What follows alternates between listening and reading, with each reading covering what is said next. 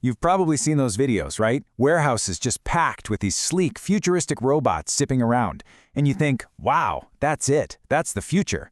But here's the thing. For most of the industry, that future is still a long, long way off. In fact, get this. According to industry experts like Kevin Lawton from the New Warehouse podcast, a staggering 90% of warehouses today have little to no significant automation at all. That's right, 9 out of every 10 are still running almost completely on people power. That is a massive gap between what we think is happening and what's actually happening. So it raises a huge question. If this technology is so revolutionary, why isn't everyone using it? Well, in this explainer, we're going to unpack the real story of warehouse robotics. We're going to go beyond the hype and find out what's really going on. To get to the truth, we first have to understand where this high-tech image even comes from. It's something I like to call the robotics illusion. You know, when you go to a big trade show like Manifest or you're just scrolling through social media, you see these incredible demos. Robots doing all sorts of amazing things. And it creates this really powerful but honestly misleading perception that this stuff is everywhere. But what we're seeing is the absolute cutting edge, not the everyday standard. So let's get to the core of it. Why are the vast majority of warehouses kind of holding back on this whole revolution? The answer, it turns out, is a lot more complicated than just the price tag. Look, everyone assumes cost is the #1 barrier. And yeah, it's definitely a factor, but it's often not the biggest hurdle. There are 2 other issues that are proving to be even more significant. First, a huge knowledge gap. People just don't know where to start. And second, and this is the big one, their internal processes just aren't ready for it.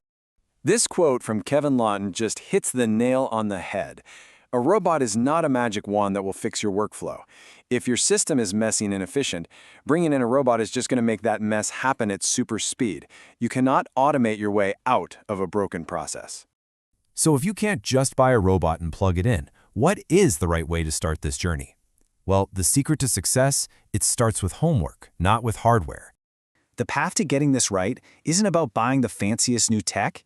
It's about a really disciplined 4-step approach. First, you have to deeply, and I mean deeply, understand your own operation. Then you find the waste. Where is it? Is it people walking for miles every day? Is it bad picking routes? Once you find that specific, repeatable bottleneck, then you go get educated on the right tools and you start with one small, manageable project. And here's the good news. You don't have to automate your entire facility overnight. There are some really accessible entry points, some real low-hanging fruit that can give you a major return without a massive, risky overhaul. The 2 easiest ways to get started really fall into 2 main camps: automating your data collection and automating physical movement. Automating data helps you know exactly what you have and where it is with incredible accuracy. And automating movement, well, that tackles those simple, repetitive tasks that just eat up so much human time and energy. So what does this actually look like? Well, for data, think about inventory drones from companies like Varity or even Nokia. They literally fly through the warehouse scanning labels, giving you a perfect inventory count without you having to shut everything down. For movement, think about something as simple as an automated pallet jack. If your team is just moving pallets from point A to point B all day long, a simple robot from a company like Big Joe can take over, freeing up your people to do more complex stuff. But there's one more piece of the puzzle here that is absolutely critical, and it has nothing to do with the technology itself. It's all about the people. This is the very first question on every single employee's mind. Kevin Lawton told this story about bringing a demo robot into a warehouse. And within an hour, a forklift driver came up to him and said, "They're bringing that in to take our jobs." That fear is immediate and it is very, very real. This is exactly why a successful rollout requires excellent change management. You have to be super clear and honest about the why. You have to communicate that this isn't about replacing people, it's about elevating them. It's about taking away the most exhausting, the most repetitive, the most physically straining parts of the job so they can focus on higher value tasks, all while being safer and more comfortable. Okay, so we've covered the reality, the barriers, and the right way to get started. Before we wrap things up, let's take a quick look at what's just over the horizon.